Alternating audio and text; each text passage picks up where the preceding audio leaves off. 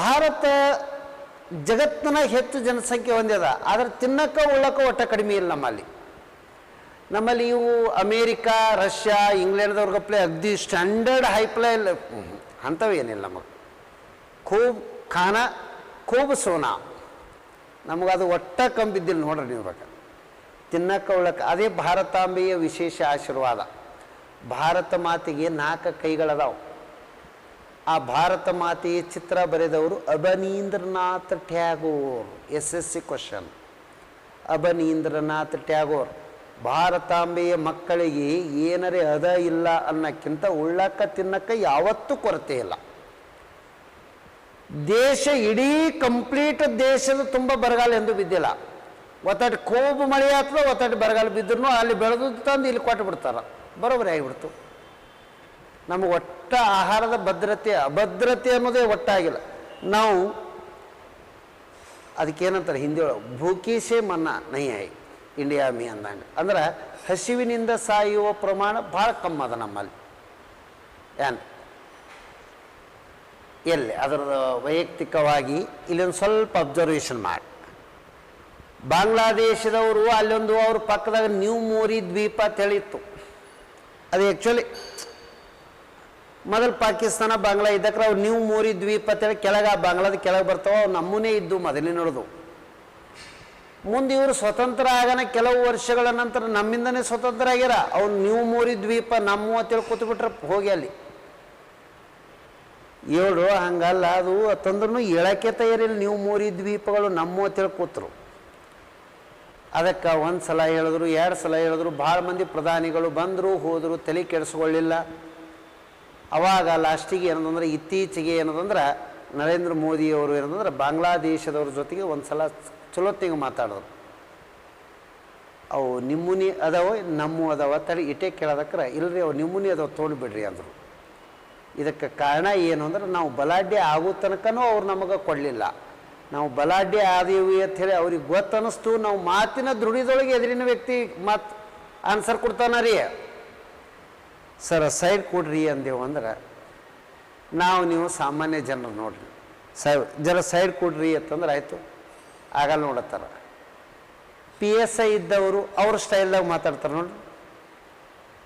ಕೂಡ್ತೆ ಎದ್ದು ನಿಂದಿರ್ತೆ ಏನು ಸರಿತೆ ಅಂತ ಕೇಳ್ತಾರೆ, 3 ವಾರ್ಡ್ ಅವರು. ಅವಾಗ ಅವ ಏನು ಮಾಡ್ತಾನೆ ಗೊತ್ತನ್ರಿ, ಇಲ್ಲಿ ನಿಂದಿರೋದೇ ಬೇಡ ಅಂತೇಳಿ ಇಳದೇ ಬಿಡ್ತಾನ. The way of difference. ಎಲ್ಲರಿಗೂ ಎಲ್ಲ ಪವರ್ಸ ಎಲ್ಲ ಸ್ಟೈಲ್ಗಳು ಬರ್ಲಿಕ್ಕಾಗಲ್ಲ. ನಾವು ಮತ್ತು ಮಾಸ್ತರ್ಗಳು ಯಾವಾಗಿದ್ದರೂ ಖರ್ಚಿಪ್ಪಿ ಹೋಗೋದಕ್ಕೆ ಜಾಗ ಸಿಗೋದು. ನೀವು PSI ಹುದ್ದೆಗೆ ಹೋದ್ರಿ ಅಂದ್ರೆ ನಿಮಗೂ ವಿಶೇಷವಾದ ಸತ್ಕಾರಗಳಿರ್ತಾವೆ. ನಾ ಆ್ಯಕ್ಚುಲಿ ಈ ವರ್ಡ್ ಅನ್ನೋದು ಭಾಳ ತಪ್ಪ, ಆದರೆ ನನ್ನ ಮುಂದೆ ಒಬ್ಬರು ಅಂದಿದ್ದಕ್ಕೆ ಒಂದು ವರ್ಡ್ ಹೇಳ್ತೀನಿ ಸರ. XYZ ಒಬ್ಬರು DSP ಸಾಹೇಬರು ರಿಟೈರ್ಡ್ ಆದರು. ಅವ್ರ ಕಾರ್ಯಕ್ರಮ ಮುಗಿದ ಬಳಿಕ ನಾ ನಿವೃತ್ತಿ ಆಗ್ಯಾರ ಸಾಹೇಬರು ಪರಿಚಯ ಅದಾರ ಅಂತೇಳಿ ಮಾತಾಡ್ಸ್ಲಿಕ್ಕೆ ಹೋಗಿದ್ದೀನಿ. ಹೆಂಗೆ ರೀ ಸರ ನಿವೃತ್ತಿ ಜೀವನ ಚಂದ ನಡೆದದ ಅಂತೇಳಿ ಒಂದು 15 ದಿನ ಬಿಟ್ಟು ಹೋಗಿದ್ದೀನಿ ರೀ. ಅವಾಗ ಅವ್ರ ಸಾಹೇಬ್ರು ನನಗೊಂದು ವರ್ಡ್ ಅಂದರು, ರಮೇಶ ನಾ DSP ಇದ್ದಕ್ರೆ ಸ್ವರ್ಗದಾಗಿದ್ದಂಗಿದ್ನಪ್ಪ. ಫೋನ್ ಹಚ್ಚಿದ್ರೆ ಊಟ ಬರ್ತಿತ್ತು, ಫೋನ್ ಹಚ್ಚಿದ್ರೆ ನೀರು ತಂದು ಕೊಡ್ತಿದ್ರು. ಆ ಹುದ್ದೆ ನನ್ನಿಂದ ಈಗ ಕಳ್ಕೊಂಡಿನಿ ಅಂದಕ್ರೆ ಸರ್ವಿಸ್ ಅತ್ಯುತ್ತಮ ಸರ್ವಿಸ್ ಕೊಟ್ಟರ. ಅವ್ರು ಆ ಹುದ್ದೆಯ ಬಗ್ಗೆ ಪ್ರಶಂಸತೆ ಮಾಡಿದ್ರು. ಅದು ಏನು ರೆಸ್ಪೆಕ್ಟ ಏನು. ನನಗೆ ಆ 60 ವಯಸ್ಸಿನಾಗ ಹೊಳ್ಳಿ ಚೈತನ್ಯತೆ ಬರ್ಲಿಕ್ಕೊತ್ತಿತ್ತು. ನಾನು ಇನ್ನೂ ಏನೊಂದಿಷ್ಟು ಸಣ್ಣವನಾಗಿ ಈ ಹುದ್ದೆ ಮುಂದುವರಿಬೇಕು ನನ್ನಿಂದ ಅಂಥೇಳಿ.